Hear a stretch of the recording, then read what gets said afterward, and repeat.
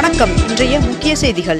திருப்பூர் மாவட்டம் பல்லடத்தை அடுத்த காரணம்பேட்டையில் வெல்லும் தமிழ் பெண்கள் என்ற தலைப்பில் திமுக மேற்கு மண்டல மகளிர் அணி மாநாடு இன்று மாலை நடைபெற உள்ளது. கீழடியை தொடர்ந்து தஞ்சை மாநகரில் மாபெரும் சோழ அருங்காட்சியகம் அமைக்க தமிழ்நாடு அரசு டெண்டர் கோரியுள்ளது.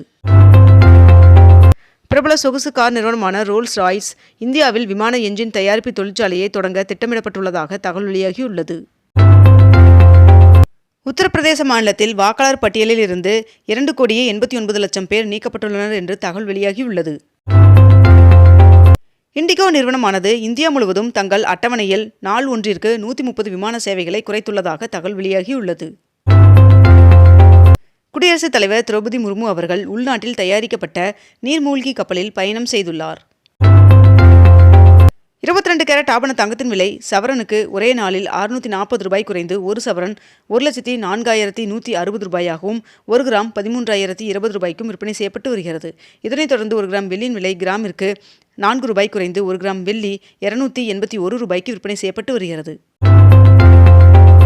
புதிய மருத்துவக் கல்லூரிகளை தொடங்கவும் மருத்துவ இடங்களை அதிகரிக்கவும் டிசம்பர் 29ஆம் தேதி முதல் விண்ணப்பிக்கலாம் என்று தேசிய மருத்துவ ஆணையம் தெரிவித்துள்ளது. திருச்சி அருகே வனப்பகுதியில் ராணுவ வீரர்கள் பயிற்சியில் பயன்படுத்திய வெடிக்காத ராக்கெட் லாஞ்சர்கள் கண்டுபிடிக்கப்பட்டது. இன்று முதல் திருப்பதி ஏழுமலையான் சுவாமி கோவிலில் சர்வ தரிசன டோக்கன்கள் வழங்குவது நிறுத்தம் செய்யப்பட்டுள்ளதாக தேவஸ்தானம் அறிவித்துள்ளது. தேச பாதுகாப்பில் சமரசம் கிடையாது என்று மனதின் குரல் நிகழ்ச்சியில் பிரதமர் நரேந்திர மோடி அவர்கள் தெரிவித்துள்ளார். தமிழகத்தில் இன்று டெல்டா மாவட்டங்களில் ஒரு சில இடங்களிலும் காரைக்கால் பகுதிகளிலும் லேசானது முதல் மிதமான மழை பெய்ய வாய்ப்புள்ளதாக வானிலை மையம் தகவல் தெரிவித்துள்ளது. வரைவு வாக்காளர் பட்டியல் வெளியிட்ட பிறகு தற்போது வரை வாக்காளர் பட்டியலில் பெயர் சேர்க்க 4,42,000 பேர் விண்ணப்பம் சமர்ப்பித்துள்ளனர் என்று தகவல் வெளியாகியுள்ளது. தமிழ்நாடு மீனவர்கள் சிறைப்பிடிக்கப்படுவதை தடுக்க உரிய நடவடிக்கைகளை எடுக்க வலியுறுத்தி ஒன்றிய அமைச்சருக்கு முதலமைச்சர் மு க ஸ்டாலின் அவர்கள் கடிதம் எழுதியுள்ளார். ஸ்ரீஹரிகோட்டாவில் 3வது ராக்கெட் ஏவுதளத்தை அமைத்து வருகின்ற 4 ஆண்டுகளுக்குள் செயல்பாட்டுக்கு கொண்டு வர இஸ்ரோ இலக்கு நிர்ணயித்துள்ளது. வருகின்ற ஜனவரி 15ஆம் தேதி நடைபெற இருந்த CA தேர்வானது ஜனவரி 19ஆம் தேதிக்கு மாற்றப்பட்டுள்ளது. திருப்பத்தூர் மாவட்டம் சுந்தரம்பள்ளி பகுதியில் நிலத்தை சமன் செய்யும் பணியின் போது பழங்காலத்து குடுவையில் 86 தங்க நாணயங்கள் அடங்கிய புதையல் கிடைத்துள்ளது. சென்னை சோழிங்கநல்லூர் மண்டலத்தில் பல்நோக்கு மைய கட்டிடத்தை மேயர் பிரியா அவர்கள் திறந்து வைத்தார். பயணிகளின் கூட்ட நெரிசலை தவிர்க்கும் விதமாக தாம்பரம் ராமேஸ்வரம் இடையே மற்றும் கோவை ராமேஸ்வரம் இடையே முன்பதிவு இல்லாத சிறப்பு ரயில்கள் இயக்கப்படுவதாக தெற்கு ரயில்வே அறிவித்துள்ளது. வியாசர்பாடி ரவீஸ்வரர் கோவில் கும்பாபிஷேகம் வருகின்ற பிப்ரவரி 8ஆம் தேதி நடத்தப்படும் என்று அமைச்சர் தெரிவித்துள்ளார். மறைந்த தேமுதிக தலைவர் விஜயகாந்த் அவர்களின் நினைவு தினத்தை ஒட்டி சென்னை கோயம்பேட்டில் உள்ள தலைமை அலுவலகத்தில் விஜயகாந்த் அவர்களின் உருவ சிலைக்கு பிரேமலதா விஜயகாந்த் அவர்கள் மலர் தூவி மரியாதை செலுத்தினார். தொடர் விடுமுறையை ஒட்டி சென்னை வண்டலூர் பூங்காவில் 2 நாட்கள் 30,000 பேர் பார்வையிட்டனர் என்று தெரிவிக்கப்பட்டுள்ளது. திருவண்ணாமலைக்கு புதிய சிட்கோ தொழிற்பேட்டை உட்பட 6 புதிய திட்டத்திற்கான அறிவிப்புகளை முதலமைச்சர் மு க ஸ்டாலின் அவர்கள் அறிவித்துள்ளார். நலம் காக்கும் ஸ்டாலின் திட்டத்தில் இனி வாரம் 2 நாட்கள் முகாம்கள் நடைபெறும் என்று அமைச்சர் மா சுப்பிரமணியன் அவர்கள் தெரிவித்துள்ளார்.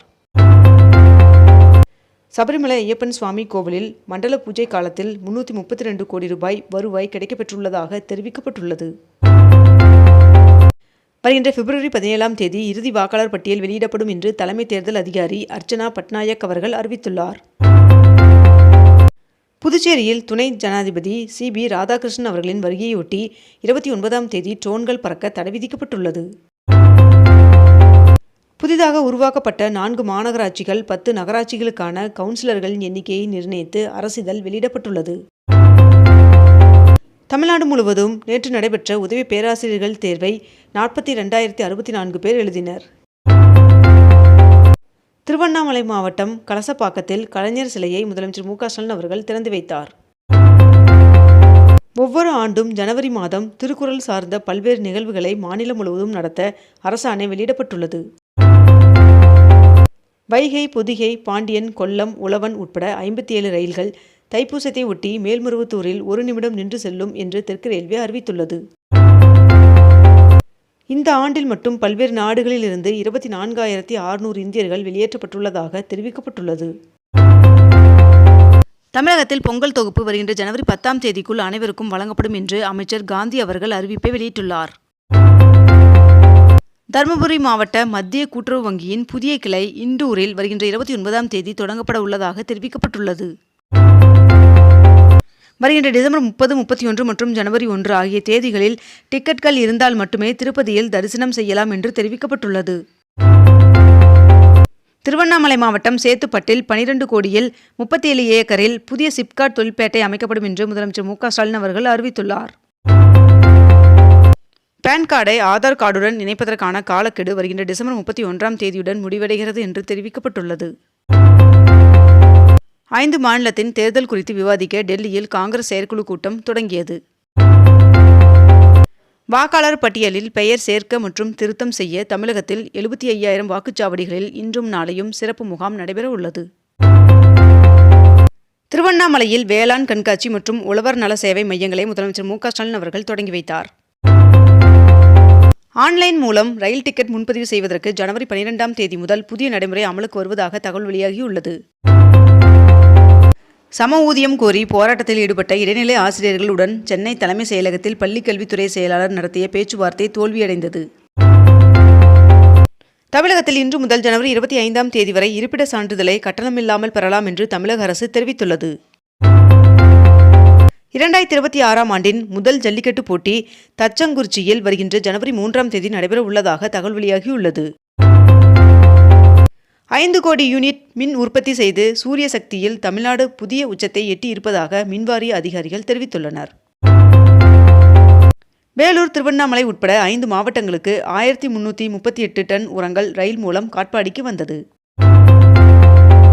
புதுச்சேரியில் ரேஷன் கடைகளில் இலவசமாக 1 கிலோ கேழ்வரகு மாவு வழங்கப்படும் என்று புதுச்சேரி முதலமைச்சர் ரங்கசாமி அவர்கள் தெரிவித்துள்ளார். மகளிர் உரிமைத்துறையின் சார்பில் திருமண நிதியுதவி திட்டங்களை அமைச்சர் சேகர்பாபு அவர்கள் வழங்கினார். வரி விதிப்பால் பாதிக்கப்பட்ட தொழில்களுக்கு தமிழ்நாடு தொடர்ந்து துணை நிற்கும் என்று முதலமைச்சர் மு.க.ஸ்டாலின் அவர்கள் எக்ஸ் தளத்தில் பதிவிட்டுள்ளார். தமிழ்நாட்டில் வரைவு வாக்காளர் பட்டியல் வெளியிட்ட பிறகு இதுவரை 1,83,111 பேர் பெயர் சேர்க்க விண்ணப்பம் சமர்ப்பித்துள்ளதாக தேர்தல் ஆணையம் அறிவித்துள்ளது. திருப்பதி ஏழுமலையான் சுவாமி கோவிலில் அதிகளவு பக்தர்கள் வருவதன் காரணமாக VIP டிக்கெட் தரிசனம் இன்று முதல் 3 நாட்களுக்கு ரத்து செய்யப்படுவதாக அறிவிக்கப்பட்டுள்ளது.